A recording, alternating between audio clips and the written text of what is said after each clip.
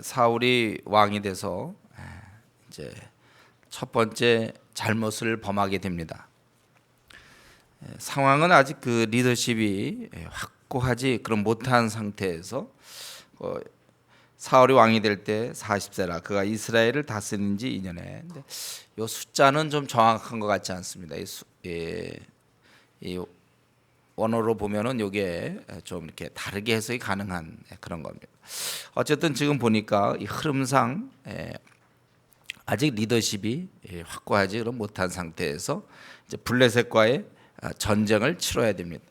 그래서 3천 명을 택했고, 그래서 평소에 3천 명을 준비시켰다가 유사시에는 이제 전 국민을 동원하는 건데, 그래서 2천 명은 자기와 함께 믹마스와 베델산에 있게 하고, 믹마스는 이제 예루살렘 북쪽으로 한 15km 정도 떨어진 곳이고, 베델산은 이제 그보다 좀 더 위에 있죠. 베델 쪽은.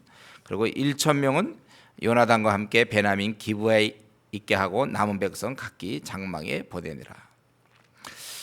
그랬는데 이제 이렇게 됐는데 요나단이 가만히 있지 않고 블레셋 사람의 수비대를 쳤다고 그렇게 되어 있습니다.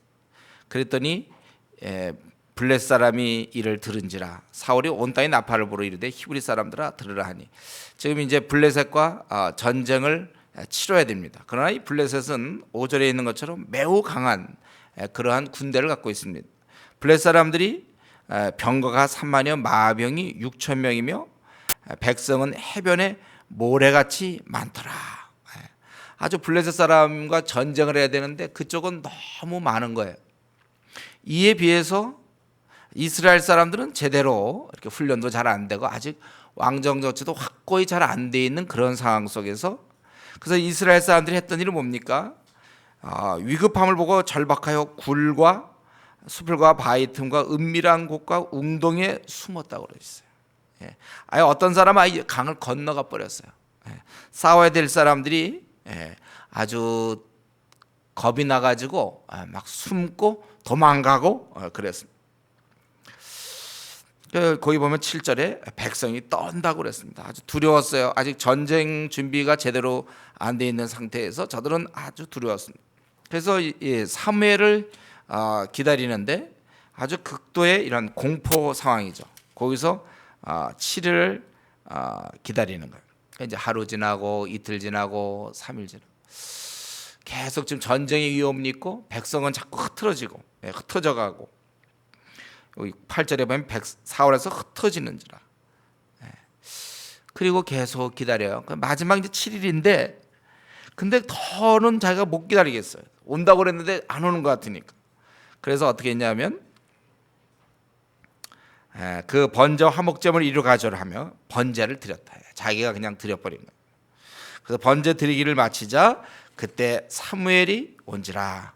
그래서 사무엘이 와서 왕이 행하신 것이 무엇이냐? 사울이 이르되 백성은 내게서 흩어지고 당신은 정한 날 안에 오지 아니하고 블레셋 사람들은 mikmas에 모였음을 내가 보았으므로 이에 내가 이르기를 블레셋 사람이 나를 치러 길가로 내려오겠거늘 내가 여호와께 은혜를 간구하지 못했다고 부득이하여 전제를 드렸나이다. 이렇게 하나님께 드리고 전쟁을 해야 되겠는데 안 오니까 자기가 거의 끝부분까지 조금만 더 기다렸으면 되는 건데 상황이 계속 쫓기고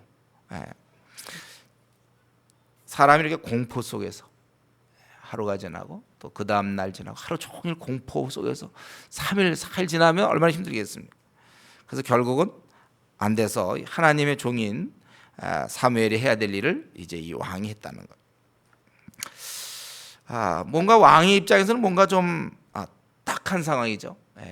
이제 여기서 이런 상황을 타개해 나가야 되는데 기다릴 만큼 기다려도 오지는 않고 백성들은 무언의 요구를 하게 되고 그게 점점 거세가고 백성들은 흩어지고 적은 와 있고, 이럴 때 한 공동체 리더는 무언가 결단을 해야 되는 바로 그런 순간에 계속 기다리자, 사무엘을 기다리자, 이제 그렇게 하기에는 너무나 어려웠던 것입니다. 결국 그는 결국은 현실에 타협을 해서 부득이하여 번제를 드렸나이다 하니라. 12절에. 그래서 13절에 이 행동에 대해서 사울에게 이르되 왕이 망령되이 행하였도다. 왕이 왕의 하나님 여호와께서 왕에게 내리신 명령을 지키지 아니하였도다. 그랬다면 여호와께서 이스라엘 위에 왕의 나라를 영원히 세우셨을 것이거늘 지금 왕의 나라가 길지 못할 것이라. 그리고 이제 그의 마음에 맞는 지도자를 삼겠다, 이렇게 된 것입니다. 사울에게는 나름대로 이유가 있었습니다. 없은 게 아니에요. 그 정도 상황이면 우리도 쉽지 않았을걸요. 그 정도 상황, 적이 있고 흩어지고 오지 않고, 나름대로 이유는 있었지만 그러나 그가 하나님의 명령은 분명히 그가 어긴 것입니다. 사울은 결국 상황에 굴복해서 자기의 그런 방법을 사용했다는 거예요. 우리는 오늘 지금 이 사건을 보면서 우리도 이런 걸 참 많이 느끼게 돼요. 우리도 사실 사울과 같은 그런 경험들을 우리도 갖고 있을지 모르겠어요. 그러나 상황이 아무리 그래도 우리 신앙인은 마지막 어떠한 그 선을 넘으면 안 되는 거예요. 하나님의 말씀, 하나님의 뜻, 그것을 넘어서는 안 되는 것입니다. 상황은 자꾸 얘기합니다. 네가 그렇게 하다가 이제 망할 것이다. 어떻게 할 거냐? 네가 그런 식으로 주님을 섬기면, 네가 주님의 말씀대로 그대로 행하면 너 정말 안 될 것이다. 그럴 때 우리가 지면 안 되는 것입니다. 그래서 우리는 하나님 말씀을 붙잡고 버텨야 돼요. 이 상황과 싸워야 하는 것입니다.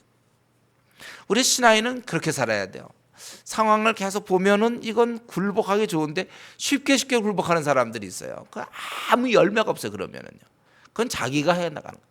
하나님이 역사할, 하나님이 개입할 여지가 없는 것이죠. 자기가 이렇게 어려울 때 버텨줘야 하나님이 뭔가 극적인 역사를 일으킬 텐데 자기가 그냥 해결해 버리니까 하나님이 간섭하려다도 또 할 게 없어요.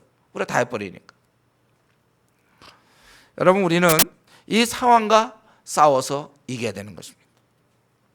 목사님, 그럼 우리는 어떻게 이런 어려운 상황 속에서도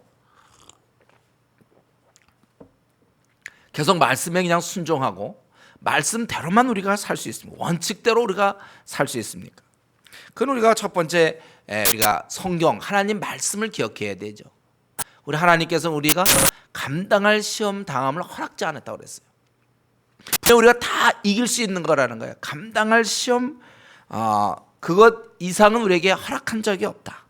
그리고 네가 만약 그런 시험 당할 즈음엔 피할 길을 내시겠다. 그게 우리 하나님의 약속입니다. 우리는 이 상황에서 이제 어쩔 수가 없습니다, 주님 하고 타협하려고 그러지만 주님은 말씀하기를 피를 주겠다, 이거죠. 이 말씀이 제가 늘 얘기하는 그 자동문과 얼마나 어울립니까? 그렇죠? 네. 분명히 막혔지만 딱 가면 열린다니까. 자동문 탁 열리는 거. 지금 그렇게 막혔기 때문에 나는 이제 어쩔 수가 없습니다. 네. 내가 이렇게 직장을 구해보려고 그랬지만 이게 안 되니까 할 수 없이 나는 이제 주일날 예배 보는 것도 할 수 없습니다. 내가 주일날 예배도 못 봐도 할 수 없습니다. 우리는 어떻게 자꾸 이렇게 어쩔 수가 없다라고 얘기하고 싶어요. 타협하려고 그래요. 그거는 요즘 시대를 살아가면서 어쩔 수 없는 겁니다라고 그런 얘기하기를 좋아합니다. 많이 배운 사람일수록 더 그래요. 오히려 못 배운 사람은요, 오히려 하나 딱 붙잡으면 그냥 밀고 나가는데 너무 생각이 머리가 잘 도는 사람들 위험합니다. 이럴 때 우리가 감사할 수 있죠. 머리가 안 도는 사람. 머리 너무 잘 도는 사람은 쓱쓱 생각이 슉슉 바뀌거든요.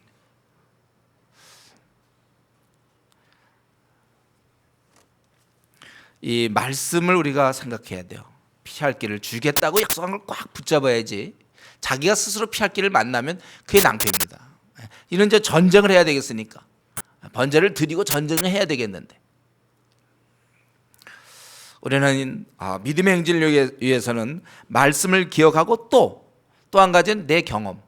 과거에 내가 지금까지 살아오면서 그런 경험들이 있지 않습니까? 그때 내가 타협하고 싶었는데 참았더니 그때 이렇게 하나님이 하셨던 그런 경험들을 떠올려야 돼요. 하나님은 돕는 자시구나. 이걸 딱 붙잡아야 되는 거야. 자기의 경험이 자기 신앙에 아주 굉장히 중요한 밑거름이 되는 것입니다. 그때 나에게 역사하신 그 하나님은 언제나 동일하신 분이시라는 거예요. 저는 오늘 아침에도 이제 기도회 마치고 이제 교대를 이렇게 돌 때 일부러 이제 교대 쪽으로 이렇게 자, 교대를 주시옵소서.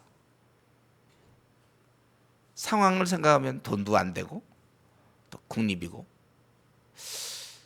자, 그렇지만 그럴 때 제가 생각한 뭐냐면 저의 과거 내가 그때 미국에 카투사를 있을 때 도저히 안 되지만 내가 기도하면서 하나님 제가 다음에 이 길을 걸을 때 주를 찬양케 해주십시오. 나를 내보내 주십시오. 위에서 아무리 나를 안 내보내준다 하더라도 주님 능력자 전능하신 주님이 원하시면 나는 나갑니다. 나를 내보내 주십시오.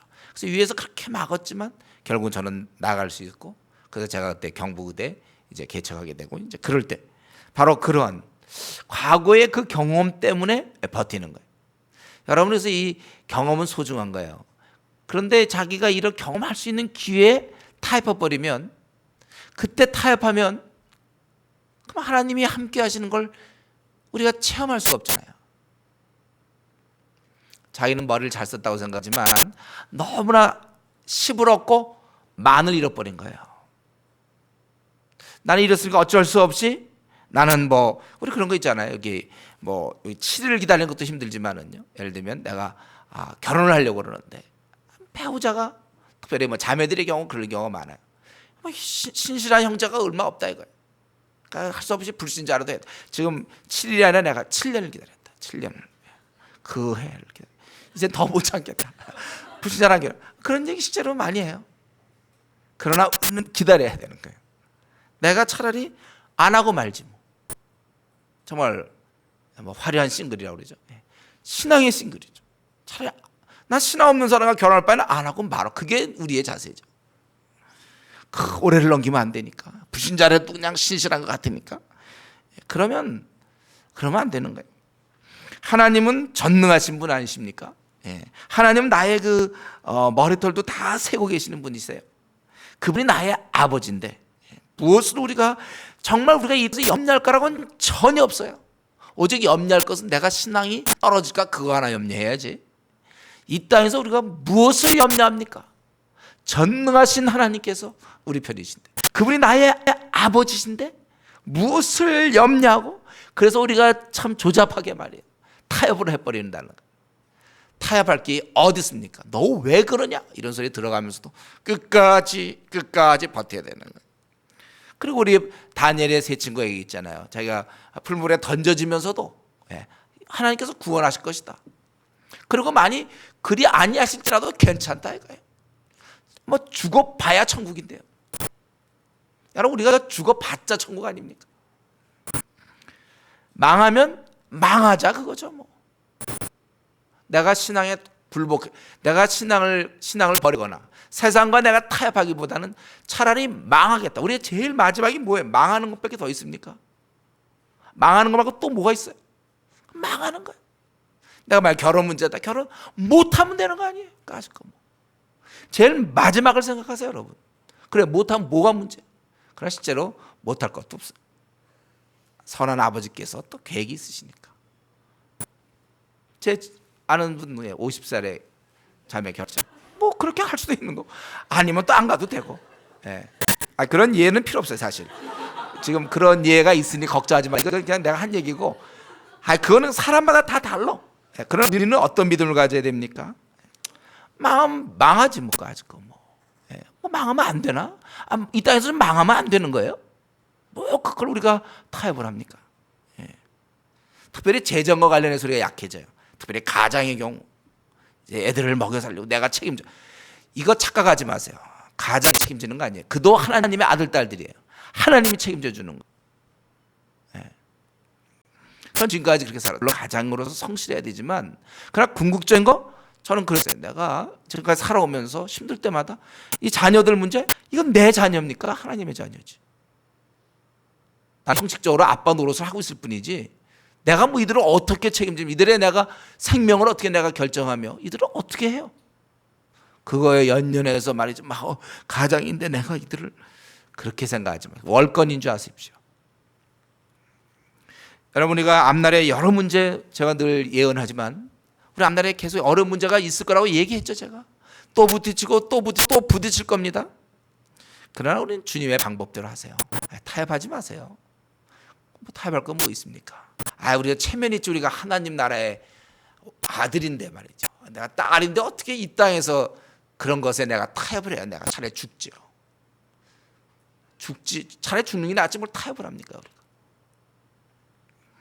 우리 하나님은 전능하신 분이시고 신실하신 분. 망하면 망하겠다. 앞날 대안이 없습니까, 여러분? 자식을 들여다볼 때라든가 이들을 어떻게 먹여 살릴까? 또는 뭐 자신의 결혼, 아니면 직장에서 앞이 꽉 막혀 있고 사업을 하는데 지금 부도의 그런 그런 어려움 가운데 있습니까? 그래도 타협할 거 없어요. 그래도 주일날 와서 기도하고, 그래도 자기가 아침에 기도하고 새벽에 기도하고 하나님을 의지하면 되는 거예요. 그렇기 때문에 성경에는 우리가 이런 시험에 지지 않도록 평소에 기도하라고 그랬어요. 평소에 안 하니까 그 순간에 하려니까 너무 준비된 게 없단 말이죠. 여러분, 우리 하늘에 있는 그 악의 영들, 우리의 싸움은 마귀와 정서와 권세와 세상 주관자와 하늘에 있는 악의 영들에 대함이라고 그랬습니다. 6가지 이런 영적 존재와 우리가 싸우고 있는데 저들은 쉬지 않아요. 자기 생을 마칠 때까지 단 하루도 오프가 없습니다. 저들은 휴가가 없어요. 우리를 지속적으로 공격하고 있단 말이죠. 그렇기 때문에 이미 악한 영은 이미 그 시험 전부터 이미 조작을 하고 우리를 공격하고 있기 때문에 여러분, 시험을 닥쳐서 기도한다. 이건 많이 늦은 거예요. 시험 공부 여러분 시험 얘기 나왔는데 시험 공부 여러분 어떻게 해요? 미리 하는 게 좋습니까? 아니면 바로 보기 전날 당일치기 하는 게 좋습니까? 외우는 거 말고 좀 평소에 많이 이렇게 뭐 수학이라든가 예를 들면 그런 거 할 때 그 전날 하는 게 좋아요? 아니면 미리 충분히 하는 게 좋습니까? 기도도 마찬가지예요. 그러니까 보통 시험에 지는 사람 보면 기도 안 하다가 그때 가서 아이쿠 뭐니 하고 뭐 제대로 혼비백산 가운데 기도가 됩니까? 평소에 기도해서 심령을 단단하게 해야 큰 시험이 와도 딱 이길 수 있는 거예요. 기는 사람들이 무너지는 겁니다. 가끔 이제 소식 들으면 어떤 집사님인데 자식이 교통사고 다녀갖고 뭐 죽었다든가 뭐 그래서 그다음부터 교회 안 나온다고 그러잖아요. 제가 보기에는 평소에 기도 안 하는 사람이에요. 평소에 기도 안 하면 그렇게 돼요. 우리에게는 이 땅에서 우리가 뭐 신앙을 버릴 만한 이유가 이 땅에 전혀 없습니다. 우리 욥이 그잖아요. 욥이 뭘 얘기한 거예요? 없다 그거 아니에요. 아들 딸 영 죽어도 주님을 버릴 수 없다. 재산 몽땅 다 잃어도 버릴 수 없다 그거 아닙니까? 욥이. 욥은 우리에게 그런 얘기를 하고 있는 거예요. 타협할 수 없다. 그래서 우리가 평소에 기도해야 돼요. 악한 영이, 그러니까 우리가 보면 미지근하면요 그냥 지낼 때 괜찮은 것 같죠. 근데 반드시 손해가 있어요. 결정적인 순간에 넘어져 버려서 신앙을 잃어버리면 무슨 의미가 있습니까? 살아온 무슨 의미가 있어? 자기가 살아온 것이 제일 중요한 신앙. 그러니까 여러분, 평소에도 우리는 아주 긴장해서 기도하라. 성경의 원리 아닙니까? 깨어 근신하게 기도하라. 우리는요 또 울리잖아요. 그래서 평소에 힘들지 않을 땐 살살 기도하라. 이제 힘들 땐 왕창 기도해 보겠다 그러는데 왕창을 해다 그냥 왕창 나가는 거예요. 안 돼 그렇게. 평소의 실력이 좌우하는 거예요. 그렇기 때문에 우리가 이 기도할 때는요, 뭐 그냥 해도 되고 안 해도 다는 게 이제 마귀가 우리에게 주어지는 생각이고, 아니고 우리는 매일매일 기도하지 않으면 이미 우리는 전쟁 중에 있어요. 휴전 중이다가 갑자기 전쟁이 나면 그때 싸우겠다는 게 아니라 이미 저쪽은 계속 불화살을 계속 날리고 있거든요. 계속 쏘고 있단 말이에요. 화전을 쏘고 있단 말이에요. 믿음의 방패가 있어야 된다. 기도하셔야 된다. 평소에 기도 안 하고 어려운 기도하려면 그건 넘어지는 거예요. 유혹이 많은 거예요. 이 믿음의 방패라는 게 바로 우리가 이런 기도 중에 힘을 얻게 되고, 또 기도 중에 우리가 기도하다 보면 이런 또 많은 깨달음도 있어요. 성경을 봐야 물론 깨달음이 있지만 기도를 고요히 하다 보면 자기가 세상에 붙은 욕심들이 떨어져 가면서 실체를 보게 되는 거예요. 근데 왜 그걸 붙잡고 있는가? 기도하다 보면 자기가 붙잡고 있는 그것에 이 껍데기들이 보인단 말이에요. 그걸 내놓고 나니까 붙잡을 이유가 없어요. 기도 안 할 땐 그거 붙잡고 있는데 기도 한참 하고 들여다보면 그 욕심들이 보이기 시작하고 욕심을 내려놓으니까 그렇게 우리가 집착하지 않는 거예요. 그래서 기도해야 되는 거예요. 여러분 최근 접하는 마음이 뭐가 있습니까? 좀 타협하고 싶은 거 있습니까, 여러분? 원칙으로 다시 돌아가십시오. 말씀대로 돌아가세요. 자꾸 타협하지 마세요. 말씀대로 우리가 돌아가야 되는 것입니다. 사울은 이런 면에서 이제 실패하여 14절에 있는 것처럼 이제 그의 마음에 맞는 사람을 구하여 여호와께서 그를 그의 백성의 지도자로 삼으셨느니라 했다. 이렇게 있습니다. 자, 오늘 본문에서는 이 사울이 나오고 그다음에 또 한 명의 이제 주인공이 바로 그 요나단이죠. 사울의 아들. 사울은 실패지만 지금 이 전쟁에서 그래서 그는 이런 식으로 했어요. 그러나 그 다음에 어떻습니까? 이제 한 명이 나타나는데 바로 그의 아들 요나단이 이 싸움을 이제 승리로 바꾸는 거예요. 우리는 그래서 실패와 승리. 여기 보니까 어떻게 되어 있어요? 사무엘이 일어나 길갈에서 떠나 베냐민 기브아. 이 길갈은 우리 사해가 있으면 바로 그 위쪽에 있죠. 사해 위쪽에 있는 게 길갈이에요. 길갈. 미바스는 저 옆에 있고, 그리고 베델은 그거보다 좀 더 위에 있는 거고. 근데 여기 기브아로 갈래. 기브아 더 옆쪽인데요. 거기서 사울이 자기와 함께한 백을 세어보니 600명 가량이라 이렇게 됐어요. 이게 만약에 2,000명을 생각해도 1,400명이 줄어든 거고, 아니면 많은 무리들이 왔다가 흩어졌다면 정말 그가 뭐 범죄 들여봐야 별로 효력이 없었습니다. 그는 600명밖에 안 됐습니다. 그런데 블레셋 사람들은 어떻습니까? 노략군들이라고 얘기했죠. 17절에 이 노략군이에요. 이들이 와서 이제 막 다 탈취해 가는데 세 블레셋 사람들의 진영에서 나와서 한 대는 이렇게 갔고 또 하나는 이렇게 가고 또 다른 거는 이렇게 갔다. 이에 비해서 19절에 이스라엘 온 땅에 없었어요. 그러니까 이때 블레셋 사람들이 많이 이렇게 압제할 수 있어요. 그래서 칼이나 창을 만들까봐 철공을 없앴다는 거예요. 그래서 그들이 20절 보면은 보습이나 삽이나 도끼나 괭이를 벼리려면, 이 벼린다는 뜻은 이제 날카롭게 하려면 블레셋 사람에게 찾아갈 수밖에 없어요. 그래서 그들이 21절에 보면 괭이나 삽이나 쇠스라이나 도끼나 쇠진이 무딜 때 그리하였다. 그래서 그걸 날카롭게 하기 위해서는 그 정도로 이들은 그래서 이들이 갖고 있는 건 뭡니까? 그들에게는 함께해서 손에는 칼이나 창이 없었다고 그랬어요. 그러니까 이 무기 변치 않고 사람도 없어요. 다 흩어졌고 이제는 사울이고 이 싸움은 지는 싸움입니다. 무기라도 변변해야지. 아마 내가 보니까 무기 없어서 이 사람은 뭐가 있었을까요? 활? 활일 수 있겠네. 활. 여기 안 나왔지만 칼이 없으니까 활로 좀 나갔을지 모르겠어. 활. 아니면 이제 돌멩이? 상대방은 막 칼과 창으로 나가는데 돌멩이? 다윗입니까 애들이? 이스라엘 사람들 돌멩이나 뭐 이런. 그러니까 무기도 없고 사람은 지금 600명. 이것은 우리가 그 다음 14장을 딱 생각할 때 뭡니까? 이건 이제 이스라엘의 멸망이다 라고 이제 생각되겠죠. 멸망이다. 그런데 아니라는 걸 여러분 알아요. 멸망이 아니에요. 이런 상황에서 멸망이 아닙니다. 왜 그러냐? 요나단이 나타났거든. 요나단. 참 그 옛날에 나중에 나오는 거죠. 이제 저 다윗이 골리앗 앞에 난 그런 것처럼 요나단이 또 그런 사람이에요. 요나단. 그래서 둘이 친구가. 거기 보면 요나단이 자기의 무기를 든 소년에게 우리가 건너편 블레셋 사람의 부대로 건너가자. 아주 용감한 발언을 하는 거예요. 그래서 어떻게 했습니까? 쭉 거기 이제 나오면 4절에 요나단이 블레셋 사람들에게로 건너가려 하는 어기사의 이쪽에는 험한 바위가 있고 저쪽에는 험한 바위가 있는 하나 이름 보셨어요? 하나 이름은 보세요. 그래서 요나단이 뭐라고 건너가면서 한 얘기가 참 중요하죠. 6절에 요나단이 우리 신앙을 보는데 자기 무기를 든 소년에게 이르되 이 할례 받지 아니한 자들이 건너가자. 저 하나의 백성이 아니라는 거죠. 할례가 없다는 건 하나님 나라의 백성이 아닌 저들한테 우리가 건너가자. 여호와께서 우리를 위하여 일하실까라. 여호와의 구원은 사람이 많고 적음에 달리지 아니하였느니라. 이런 이제 완전한 이런 신앙 고백을 하고 있는 거예요. 여호와의 그 뭐라고요? 구원은 사람이 많고 적음에 달리지 아니하였다. 이런 말을 어떻게 요나단이 했는지 모르겠어요.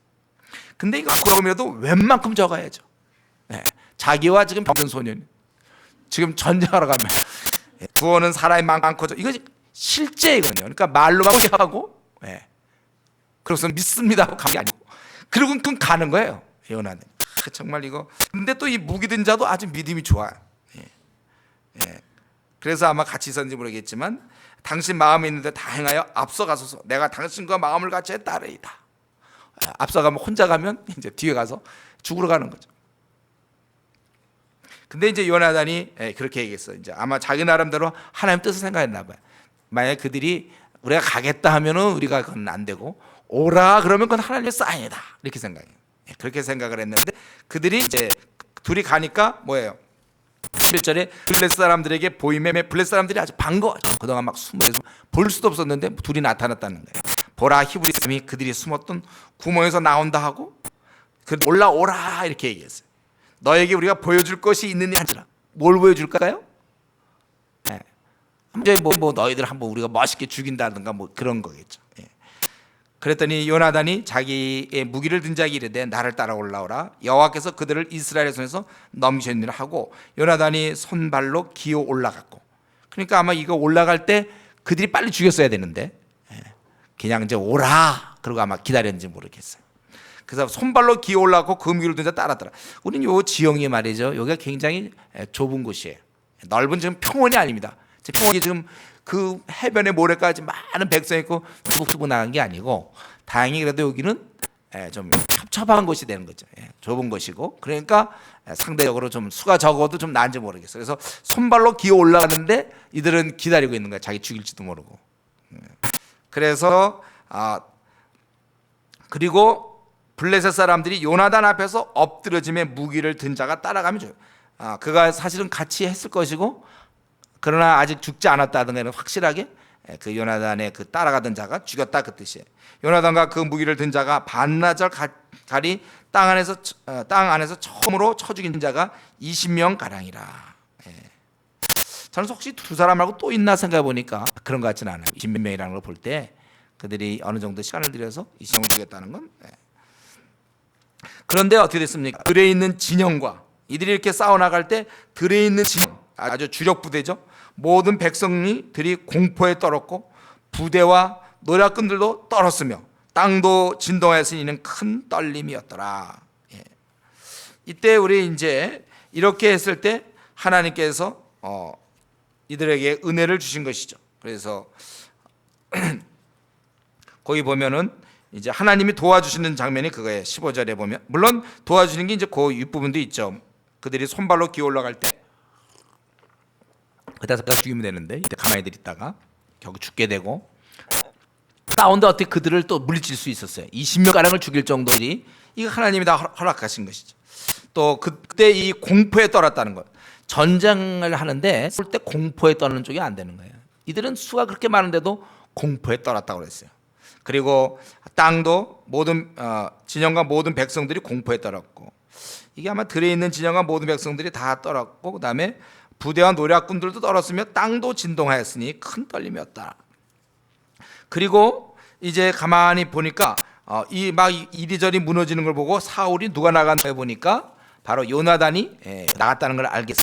그래서 이제 어떻게 할까 하고 한 중에 벌써 사울이 제사장과 말할 때 큰 소동이 점점 더한지라. 그래서 사울이 이제 지금 싸울 때구나 그런 걸 깨닫고선 20절에 모든 백성이 모여 전쟁에 가서 본즉, 여기서 한 가지 희한한 현상은 뭡니까? 블레셋 사람들이 각각 칼로 자기 동무들을 침으로 크게 혼란하였더라. 어떻게 이런 일이 있습니까? 이거야말로 하나님의 역사죠. 이들이 공포 가운데 누구든지 오면 그냥 막 그렇게 서로들 막 그냥 어쩔 줄 모르고 그랬던 것 같아요. 큰 공포가 그랬었거든요. 이들이 떨림이 컸어요. 아주 그 공포스러운 상황 속에서 막 그냥 잘 살보려고 아무나 막 닥치는 대로 그런지. 여러분들 공포에 질려본 적 있나요? 공포에 질린다, 좀 떨었던 적? 시험 볼 때? 저 같은 경우 자동차 시험 볼 때 운행 그때 굉장히 좀 많이 떨렸고, 그 다음에 별로 떨어본 적은 별로 없는 것 같아요. 하여튼 이거 아주 공포에 서로 막 죽였어. 그리고 여기서 한 가지, 이거 갖고도 안 되고 21절에 보니까 히브리 사람 어떻게 하다 보니까 거기 이제 섞여 있던 사람들이 이제 블레셋 사람들과 함께 진영에 들어왔더니 그들이 돌이켜 사울과 요나단과 함께 한 이스라엘 사람들과 아파했다. 이제 돌이키는 거야. 그들과 같이 어떻게 묻혀서 대충 지내다가 자기들이 좀 어떻게 잘못을 뉘우쳤는지 어떤 상황을 보면서 그들이 또 돌이켰고, 그리고 숨어있던 모든 이스라엘 사람들이 용기를 냈어요. 그러니까 갑자기 이 이스라엘 사람들이 많아지고, 또 블레셋 사람들은 서로 죽였기 때문에 한 명씩만 죽여도 절반 주는 거 아닙니까? 한 2명만 죽여도 또 이렇게 줄어드는 거. 그렇기 때문에 여호와께서 그날에 이스라엘을 구원하심, 이 모든 것을 평가하기를 23절에 하나님이 구원하셨다, 그렇게 얘기하셨어요. 우리는 이런 걸 볼 때 하나님께서 하나님을 의지해서 행동하는 자를 하나님이 기뻐 받으신다는 걸 알 수 있습니다. 하나님을 의지하는 자 축복하시고 버리지 아니하시고, 수에 많고 적음이 아니라는 사실, 이런 상황. 수에 많고 적음에 달리지 않고, 여호와의 구원은 사람이 많고 적음에 달리지 않았다. 이런 자를 하나님이 기뻐하시고 축복하신다는 거예요. 저는 그래서 오늘 이 말씀을 보면서 내 삶에서 우리 각자 하나님의 이름을 걸고 여러분 상황을 보지 않고 나설 일은 무엇인가? 아까 사울은 상황을 봤어요. 요나단은 상황을 보지 않았습니다. 이럴 때 하나님이 그와 함께 하셨다는 거예요. 이때 요나단이 만약에 가만히 있었으면 어떻게 됐습니까? 그러면 순서대로 이제 노략군에 의해서 이들의 이스라엘은 쑥밭이 되고 민족은 망하게 되는 거예요. 그러나 그런 상황에서 그가 나섰기 때문에 오히려 이렇게 큰 승리가 주어진 것입니다. 하나님은 원래 승리하는 분입니다. 하나님은 패배하는 분이 아니에요. 그래서 정말 깨어있는 그 누구라도 하나님의 이름을 갖고 나아갈 때 이긴다는 것입니다. 여러분, 우리가 이런 면에서 나에게 있어서의 블레셋은 누굽니까? 나에 있어서의 블레셋은 뭐예요? 그 상황, 그 우리가 깨부실 수 있다는 것이죠. 저는 사실 이거 보면서 저희는 당장 떠오르는 게 뭐냐면 차이나 6.45는 생각해봤어요. 우리가 사실 저도 평소에 누가 이거 뭐 해서 뭐 어떨까 이런 얘기할 때 그래도 하나님이 함께하면 된다 막 이랬는데, 오늘 말씀을 들여다보니까 굉장히 힘이 생기더라고요. 우리 비록 수는 적지만, 아니 그 1억이나 되는 그 성에 몇 명에 가서 뭐 그 5만 명 10만 명 되는 캠퍼스에 그저 몇 명이 가가지고 거기서 깔짝깔짝 된다고 그게 뭐가 되겠는가? 아니에요. 하나님의 그러한 역사는 사람의 수가 많은가 적은가에 달려있지 않다는 사실, 우리가 이것을 다시 한번 기억해야 될 것입니다. 중요한 건 지금 우리에 대해서 우리도 마찬가지로 하나님이 하시면 되는 거예요. 숫자나 능력이나 이런 건 중요한 게 아니에요. 하나님이 원하시는 거예요. 저는 우리 주은혜 교회 마찬가지, 비록 작고 아직 이렇게 뭔가 확실히 이륙을 했으면 좋겠는데 아직 이륙을 못하고 있어요. 비행기가 이륙을 못했을 때 좀 답답함, 저는 그런 걸 느끼고 있어요. 좀 빨리 이륙을 해야 되는데 아직은 우리가 그러지 못해요. 작은 일에 우리는 흔들릴 수밖에 없고, 이런 문제 저런 문제 자꾸 우리는 아직도 든든하지 못해 아직은. 그렇지만 정말 우리 주은혜가 제대로 한다면 우리 한국교회 요나단 같이럼 정말 살릴 수 있고 새롭게 할 수 있는 거라고 믿습니다. 우리 오늘 말씀 보면은 거의 절망적이지만 600명이었고 다 흩어져 가고 전의를 상실해 가고, 또 이것을 이끌어야 될 사울은 이제 버림받는 그러한 그런 말을 듣게 되고, 그러한 절망적인 상황이었지만 깨어 있었던 믿음의 힘을 한 사람, 바로 요나단. 그 사람에 의해서 이스라엘은 엄청난 구원을 얻게 된다는 것입니다. 여러분, 이 시간 우리 다시 한번 우리의 마음을 새롭게 해야 되겠습니다. 기억해야 되겠어요. 나 한 사람이면, 내 한 사람이 하나님께 매달리면 역사는 이루어지는 거예요. 캠퍼스에서, 직장에서. 사실 그 직장이 아무리 크고 뭐 대기업이라도 나 한 사람이 그 직장에 들어가면 그 직장은 바뀔 수 있다는 신념을 가져야 돼요. 나 한 사람이 캠퍼스에서 별거 아니지만 내가 깨어 있으면 바뀌는 거예요. 안 바뀌었다면 내가 깨어 있지 않았다는 거예요. 아니면 전투하지 않았거나. 전투를 해야죠. 요나단이 깨어만 있으면 뭐합니까? 이스라엘 오히려 상황에 짓눌려 도망한 것만 해도 대단한데, 오히려 그게 아니라 오히려 그들을 쳐부수러 가는 이런 모습, 이게 하나님께서 원하시는 거예요. 우리가 이런 식으로 세상을 살아야 합니다. 그래서 한 대학이 내가 들어갔는데 안 바뀐다. 이 직장이 안 바뀐다. 적어도 내가 있는 우리 한국 땅이 안 바뀐다. 우리가 중국을 들어가는데 중국이 안 바뀐다. 이런 일은 없어요. 깨어있는 한 사람이면 됩니다. 수가 많고 적음이 아니라 깨어있는 한 사람에 의해서. 정말 이거는 우리가 깊이 명심해야 돼요. 하나님께 매달리신다면, 전능자 하나님 편이 된다면 전능자가 못할 것이 없어요. 한 명, 수가 몇 명이냐에 따라서 움직이는 게 아니에요. 누가 하나님께 매달리는가. 우리 요나단이, 사실 이 사건은요, 제가 가만히 생각해 보니까 이렇게 아주 대단하게 알려지지 않고 늘 다윗이 골리앗 앞에 나가는 것만 사실 많이 우리가 알려졌는데, 제가 보니까 요나단의 이 사건도 그에 거의 준하는 사건이에요.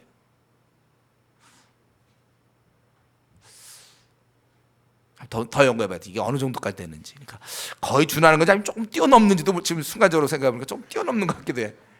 이게 지금 상황상 그래도 골리앗 한 명만 쓰러뜨리면 되지만 이건 완전히 그 막 무수한 사람을 둘이 가서 싸운다. 그것도 손발로 이렇게 올라가가지고. 하여튼에 대단한 사건입니다. 그러나 중요한 것은 요나단이라는 그 인물이 그랬다는 거예요. 그리고 이제 24절까지 마지막 절까지는요, 우리가 내용만 얘기할 수 있겠죠. 52절까지는. 그 내용이 뭡니까? 결국 이 사울의 분별력, 그게 없어서, 통찰력이 없어서 그 싸우는 사람들한테 음식 먹지 말고 싸우라는 거예요. 적을 도와주는 거지 뭡니까 이게. 뭐라 하냐면, 내가 내 원수에게 보복하는 때까지는 아무 음식물이든지 먹는 사람은 저주를 받을지어다. 뭐 이런 명령을 내립니까 지금? 이게 뭐 지금 뭐 금식기도 하는 겁니까? 뭐 전쟁을 해야 될 사람들한테 말이에요. 그런데 그래서 모든 백성이 음식물을 맛보지 못하고, 그런데 이제 그들이 다 숲에 들어앉아 땅에 꿀이 흐르다 이거죠. 우리가 피곤하고 그럴 때 꿀 먹으면 힘이 됩니까? 근데 꿀이 흘러. 꿀이 아마 어떻게 이렇게 해서 많은 곳을 갔는지 모르겠어요. 근데 그것들이 맹세를 두려하여 손을 그 입에 대는 자가 없었는데, 요나단은 그 얘기를 못 들었거든요. 지금 피곤한데 웬 꿀이냐 이거죠. 그래서 그거를 입에 댔다. 이것은 어느덧 먹었다는 거겠죠. 뭐 이렇게. 그래서 눈이 밝아졌더라 이거죠. 그랬더니 백성 중에 이렇게 부친이 이렇게 얘기했기 때문에 지금 저주를 받는다고 그랬기 때문에 백성이 지금 피곤합니다. 근데 요나단은 생각이 다르죠. 이걸 내가 이렇게 눈이 밝아졌는데 이거 아버지가 잘못한 거다 이거죠. 그렇게 만약에 했으면 얼마만큼 우리가 더 승리할 수 있었느냐. 30절. 그렇게 얘기해요. 어쨌든 그러고 나니까 이제 어땠습니까? 탈취한 물건을 달려가서 이제는 어땠습니까? 이 백성들이 워낙 배가 고프니까 그냥 뭐 피를 먹으면 안 되는데도 그냥 피째 막 먹는 거지. 배가 고파서. 이게 사울이 이렇게 만든 거예요. 허기졌으니까. 그리고 이제 피자 먹는다고 그러니까 사울이 아마 그때 사무엘의 아마 그런 책망 이후에 좀 정신을 차렸는지 이제 그렇게 하면 안 된다. 그래서 그 하나님 말 계명을 준수하려고 애를 쓰는 게 33, 34절에 보여지는 것이죠. 거기서 너희가 그렇게 하고 또 이때 처음으로 제단을 쌓았다. 그리고 이제 사울은 이들이 힘들지만 어떻게 하든지 더 많은 사람들을 갖다가 멸망시키려고 밤에 동틀 때까지 그들 중에 탈취하고 한 사람 남기지 말자. 그래서 그렇게 하려고 했을 때 이제 그 제사장을 통해서 물어보니까 하나님께서 대답하지 않는 거예요. 그렇기 때문에 무슨 우리 안에 무슨 죄악이 있나 하고 찾아본 결과 결국은 요나단이 걸리게 된 것입니다. 그래서 42절에 요나단이 뽑혔다 그랬어요. 그래서 네가 이렇게 됐느냐, 요나단이 내가 이것을 좀 맛보았을 뿐이나 내가 죽을 수밖에 없나이다. 굉장히 효자 같아 이런 거 보면. 아버지가 이렇게 자기는 사실 그거 듣지도 못했지만 그래서 내가 반드시 죽을 것이고 벌을 내릴 것이다. 자기가 이제 한 말이 있으니까 하나님 앞에서. 그런데 백성이 45절에 그럴 수 없다고 얘기해요. 왕은 죽이려고 그랬지만 자기 아들도 죽이려고 꽤 신앙적인 모습을 보인 것 같지만 그것도 어리석은 결정이에요. 자초지종을 몰라서. 왜? 그는 오늘 백성들에게도 그가 오늘 하나님과 동역하였습니다. 만약 하나님과 그가 범죄했다면 하나님이 죽이셨겠지. 하나님과 동역했다는 것은 하나님이 인정했다는 거 아닙니까? 그래서 그를 죽일 수 없다는 거예요. 그래서 결국은 그가 살아나게 되었고, 그 다음에 이제 사울은 계속해서 싸우다가 또 용감한 사람들을 보면 그들을 불러 모았더라, 이제 이런 얘기가 나옵니다. 계속해서 하나님께서 이 요나단을 통하여 이스라엘을 축복하시고 계속 승리하는 그러한 모습입니다. 우리는 이 사건을 통해서 이 사울 왕의 이 분별력 없음, 꼭 그렇게 할 필요도 없는데 음식을 금지하고 또 하나님과 동행하고 하나님이 역사하는 그 인물, 믿음으로 행진한 그 인물에 대해서 또 죽이려고 했던 이러한 분별력 없음. 그래서 결국은 그 사람 때문에 백성들은 정말 고생하게 되고 그만큼 더 원수인 블레셋을 멸망시키지 못하게 된 것입니다. 하나님의 뜻을 잘 모르고 그리고 경솔하고 분별력 없는 그 리더가 통치할 때 백성들이 고생한다는 거예요. 이거 아까 그 요나단 한 사람이었지만 또 이 분별력 없는 한 사람, 그 한 사람의 이런 경솔한 결정, 어떤 자기의 어떤 생각 속에서 그냥 이루어지는 이런 것들, 이런 걸로 얼마나 그 백성들이 고생을 많이 합니까? 이 시간 우리가 생각할 것은 뭐냐면 저와 여러분은 이 시대에 다 지도자로 살아야 될 사람이에요. 우리는 리더로 살아야 될 겁니다. 행여나 우리 중에 그냥 예배만 잘 드리다가 나는 뭐 평신도니까 뭐 이렇게 지내다가 뭐 교회생활 잘하고 나는 직장생활하고 가정생활 잘하다가 뭐 그러다 죽지 뭐. 여러분 그런 사람 있으면 안 돼. 우리 지금 전쟁터에 와 있는 사람들의 저와 여러분 좀 싸워야 돼. 한국교회 지금 150만 명을 잃었습니다. 악한 자들이 지금 뺏어가고 있는 중에 내가 리더로 안 나서겠다? 그럼 말이 안 되는 거예요. 훌륭한 리더가 있겠고 좀 떨어지는 그런 차이가 있을지 몰라도 우리는 모두가 다 당연히 리더가 돼야 될 사람이에요. 예외 없습니다. 우리 중에 목사님 안 돼요. 뭐 저는 안 돼. 이 시대에 무슨 우리가 어떻게 가만히 있습니까? 다 리더여야죠. 저는 우리 지금 한국 교회가 지금 군사들은 군사들인데 전투를 안 하고 있기 때문에 150만 명 빼앗긴 거 아닙니까? 이단에 빼앗기고 카톨릭에 빼앗기고 불교에 빼앗기고. 그런데 뭐 우리도 가만히 있겠다고? 신학교를 가야 그게 꼭 저 리더가 되는 겁니까? 우리 모두는 다 지금 지도자가 마땅히 돼야 되는 거예요. 이미 벌써 지금 용맹을 떨치는 사람이 있고 아직까지도 좀 자신의 문제가 정리가 안 됐는지 뭐 이래서 좀 가만히 있는 사람이 있을 뿐이지 우리는 다 리더가 돼야 돼요. 근데 오늘 이 본문을 통해서 깨닫는 게 무엇입니까? 분별력 있는 리더, 하나님을 의지하는 그런 리더가 돼야 된다는 거예요. 그래서 그 근처에 그의 도움을 받거나 그의 리더십에 행사되는 곳에 그 영향권에 있는 사람들은 유익이 돼야 된다는 것입니다. 우리는 이 훌륭한 리더가 돼요. 오늘 이 말씀은 결국 우리 보고 정말 이렇게 잘못된 리더가 얼마나 백성들에게 영향을 주는가. 근데 우리는 이제 정말 분별력 있게 정말 이 백성들을 생각하고 또 하나님을 의지하는 우리가 그러한 리더가 돼야 된다는 것입니다. 저와 여러분 우리 중에 아무라도 적당히 살 생각하면 안 돼요. 우리는 리더로 살아야 돼요. 물론 교회에서 형식적으로 조장이 있을지 모르겠어요. 부조장이 있겠고 뭐 중국 팀장이 있는지 모르지만 그건 세워진 거고 우리 모두는 그러한 리더로서 살아야 되는 것입니다. 그렇기 때문에 우리가 부지런히 말씀을 연구하는 거예요. 말씀을 연구 안 해오면 조장이 뭐라고 그러니까 또 자꾸 안 해오면 이제 조에서 빼니까 그런 우리 이게 그냥 하라는 대로 여러분 순종해서 하는 그 정도로 끝나면 안 되고 부지런히 말씀을 신구약 66권을 주신 이상은 이 말씀이 우리를 온전케 하고 디모데전서 4장에 뭐라고 나와 있습니까? 선한 일꾼은 선한 교훈으로 양육받는 자라고 그랬잖아요. 부지런히 우리가 배워야 이렇게 되는 거예요. 아까 우리 중국어 했지만 중국어 하지만 이거 배워서 되는 거지 그냥 됩니까? 중국어를 잘하길 원하면 중국어를 배워야 돼요. 하나님의 뜻을 잘 알기 원하면 하나님 말씀을 자꾸 공부해야 되는 거예요. 뭐 다른 왕도가 없어요. 여러분 이거 공부해야 돼요. 제 이전에 생각은 그거였어요. 저 이전에는 학원도 본 무슨 뭐 영어 쓰기, 뭐 듣기, 뭐 여러 가지가 있잖아요. 뭐 말하기, 뭐 이런 게 그리고 무슨 초급반, 중급반, 고급반 뭐 이런 것처럼 때가 되면 우리도 성경도 그렇게 했으면 좋겠더라고요. 성경도 이렇게 반을 만들었으면 좋겠어요. 그래서 바울 서신 반, 또 뭐 소선지서 반, 대선지서 반. 뭐 또 복음서 반 이런 거 요한계시록 반 모세 오경 반 이런 거 하고 거기도 약간 초급 중급 종 이렇게 좀 해보고 그래서 이걸 학원처럼 했으면 좋겠어요. 사람들이 등록하게 그래서 배우게 하면 꼭 뭐 영어만 그러게 되면 그래서 어느 정도 돼야 영어가 되는 것처럼 어느 정도 돼야 되는데 지금 이게 거의 쓰기 쉽게 얘기하면 영어에 쓰기 듣기 말하기가 거의 안 돼 있는 거예요. 성경에 대해서 몰라.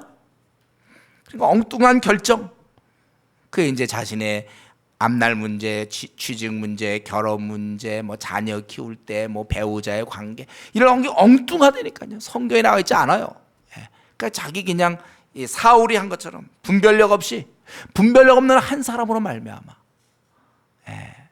회사도 그렇잖아요. 회사도 잘못된 이 회장 또는 이러한 어디나 마찬가지예요. 나라도 그래요. 중요한 위치에선 탑 리더십에 있는 사람의 분별력 없음. 어디나 교회는 담임 목사죠. 그럼 제가 이런 설교하면서 제가 뭐라고 그러겠습니까?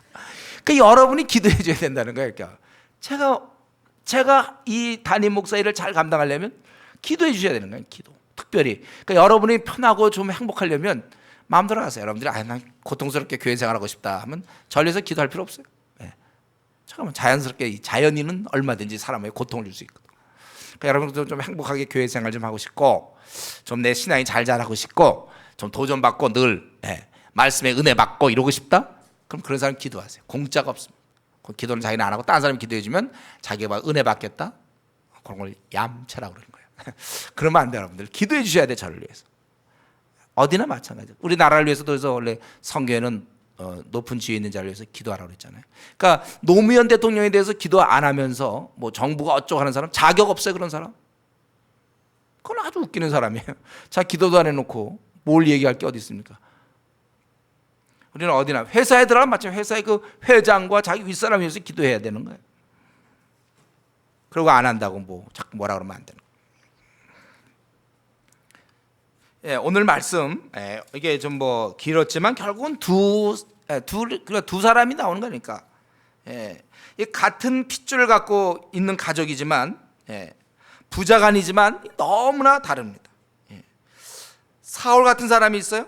상황을 두려워해서 하나님께 순종한 것을 포기한 사람, 접은 사람이 있고 요나단처럼 상황을 두려워하지 않고 오히려 믿음으로 행진한 사람이 있습니다.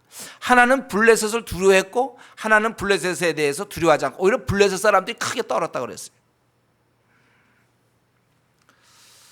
오늘 이 말씀 우리가 13장 14장 전체를 통해서 우리가 이 한 가지 우리는 그렇다면 오늘 이 말씀을 통해서 우리가 결론은 무엇입니까?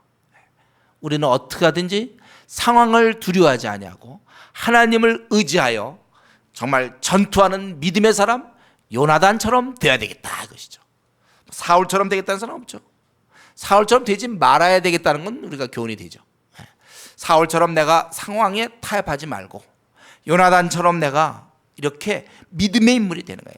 하나님 여호와의 구원은 거의 14장 6절에 있는 것처럼 여호와께서 우리를 위하여 일하실까노라. 여호와의 구원은 사람이 많고 적음에 달리지 아니하였느니라. 이 믿음을 가진 사람, 이 한 사람을 하나님이 찾고 있는 거예요. 오늘 누가 과연 이러한 믿음을 갖고 있습니까? 이 시간 우리 바라기는 주님, 내가 가진 거 없고 난 능력 없습니다. 그러나도 오늘 이 요나단처럼 하나님 앞에 내가 믿음의 사람이 되기 원합니다. 어떻게 믿음의 사람이 되죠? 우리 성경에는 어떻게 되어 있습니까? 우리가 어때야 우리가 믿음이 키워나갈 수 있습니까? 그건 주님과의 관계. 주님한테 자꾸 닮아가고 주님 안에서 뿌리를 박으면 우리는 강해질 수 있는 것입니다. 그래서 우리 디모데후서 2장 1절에 뭐라고 했어요? 네가 그리스도 예수 안에 있는 은혜 가운데서 강하라. 디모데는 굉장히 약한 사람이었어요. 네가 그리스도 은혜 안에서 강하라.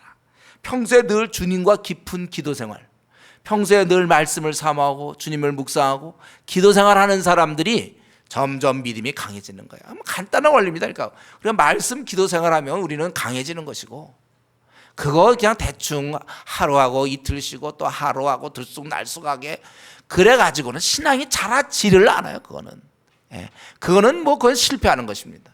그런 믿음의 인물이 될 수가 없어요. 여러분께 우리가 이 미지근하지 않아서 좋은 점이 그거예요. 미지근한 자들은 미지근하면서 그냥 미지근하게 지내겠죠. 그러나 그는 쓸모가 없다니까요. 하나님 앞에서 아무런 쓸모가 없어요. 오늘날 우리 하나님 필요한 것은, 하나님 앞에서 필요한 인물은 바로 일꾼이 적다고 그럴 때 바로 이러한 일꾼, 온전히 하나님만 의지하고 내 상황을 들여다보지 아니하며 하나님만 의지하고 믿음으로 나가는 그러한 인물을 하나님이 찾고 계시는 것입니다. 바라기는 우리는 이 요나단 같은 그러한 인물이 되어서 한 시대를 여러분들이 싸우고, 여러분이 있음으로 말미암아 한국이 든든하고, 아시아, 아프리카 전 세계가 나로 말미암아 든든하고 구원받고 그럴 수 있는 믿음의 한 사람이 되기를 바랍니다. 이 장 같이 기도하겠습니다. 우리 잠시 통성으로 한번 우리 기도합시다. 우리 상황에 내가 지는 사울같이로, 그래서 책망받는, 하나님께 책망받는 사람인가, 아니면 나는 이런 상황을 이기는 사람인가, 또 그런 사람이 되기를 내가 얼마나 애쓰고 있는가. 잠깐 한번 통성으로 기도하겠습니다. 아버지 하나님, 하나님 정말 두려운 마음, 얼마나 그렇기 때문에 때로는 좀 퇴역해버리고, 하나님 정말 내 영신과 하나님을 생각하고 싶은 마음이 많이, 하나님께서 부러우셔서 주의 마음을 정하고 당신의 나라를 위하여 성하게 인도하시는 하나님 아버지를 따라서 살아갈 수 있도록 주여 하나님 도와주시기를 간구합니다. 주님께서 정말 믿음으로 세우셔서 하나님 아버지 정말 믿음으로 나아갔던 전부가 하나님 어떠한 일을 찾기 위하고 두려움 하나님 믿음의 길을 걸어가게 하여 주시고, 주님께서 이끄시는 대로 하나님 그 선한 믿음의 길을 걸어갈 수 있도록 주여 도와주시옵소서.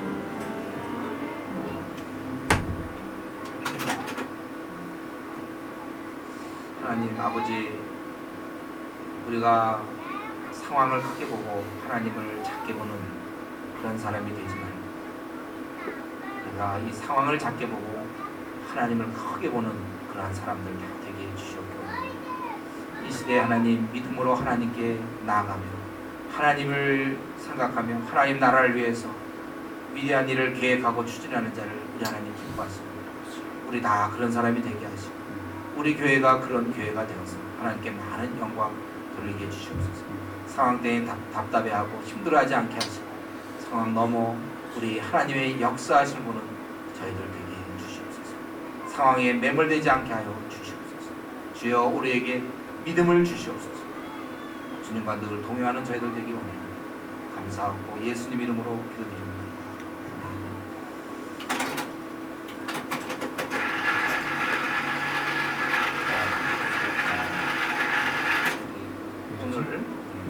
스피커 아니야? 아까 잠깐 보고 했는데 감사히 감사하고, 이제 이번 6월 또 7월 아들의 이때 좀 많이 나가는 것 같고, 팀장들이 더 깨어 근신해서 인사하고 많이 기도로 좀 긴장돼서 하나님의 많은 이스위와 말기수하여 그의 두 딸의 이름은 이러하니 맏딸의 이름은 메라비요 작은 딸의 이름은 미갈이며 사울의 아내 이름은 아이노아미니 계속 좀 기도하면서 대학부스를 내다가 한 달 정도 남았어요. 7월 2일부터 7일까지 대학부스를 냈어요.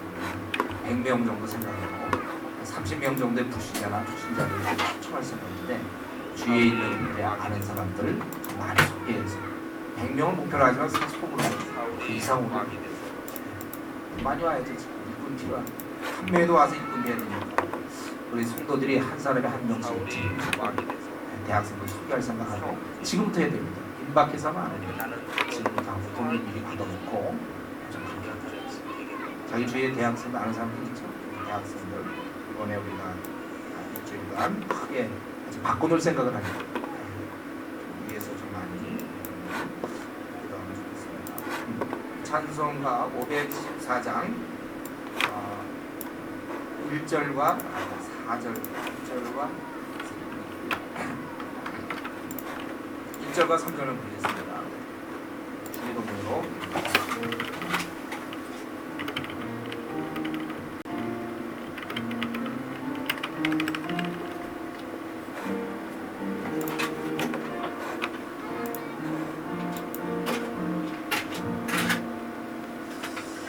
누가 주를 따라 섬기려는가,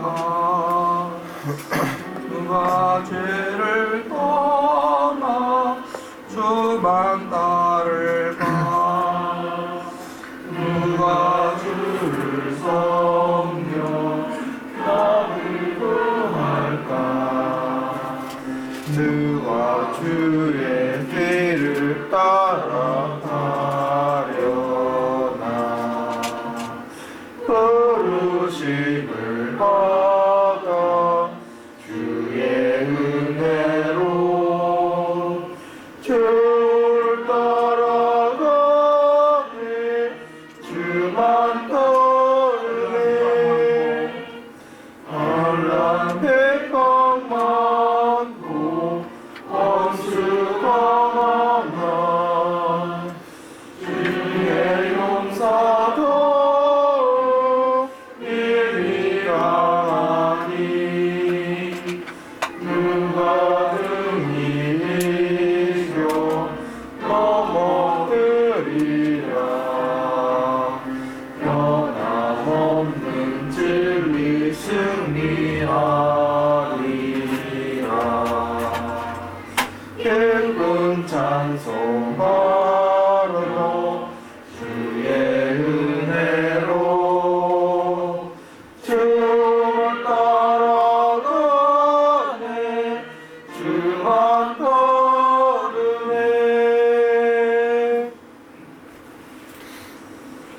하늘에 계신 우리 아버지 이미 거룩하게 여겨주시옵소서 나의 마음 뜻에 이루어진 같이 하늘도 주옵시다 오늘날 우리에게 영광을 주옵시고 우리가 우리에게 죄진 자를 사하는 것이지 우리들을 사하여 주시고 우리를 시험에 들게 하지 마옵시고 아마에서 없어서 내 나라와 권세와 영광이 함께 영원히 사옵나이다 아멘 이 기름을 위해서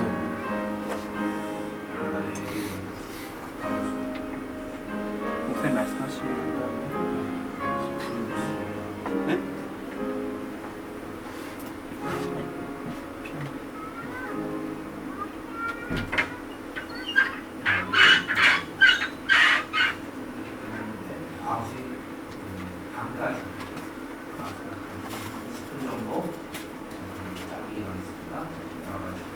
오늘 말씀 생각하면서 자신의 앞날과 과거 직장, 성격, 여러 가지 속상한 거, 따로 시간이지만 늦게 끝나서 깊이 우리 열심히